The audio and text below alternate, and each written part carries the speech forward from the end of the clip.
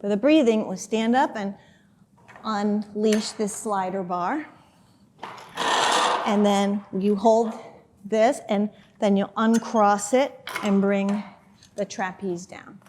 Now, there are different ways to store this trapeze, but how I found for this apparatus, crossing it, putting it, and then pushing it away is one really nice way to do it. And each studio has their way, so you are going to, however you find it, you better put it away that way, or you'll get in trouble, right?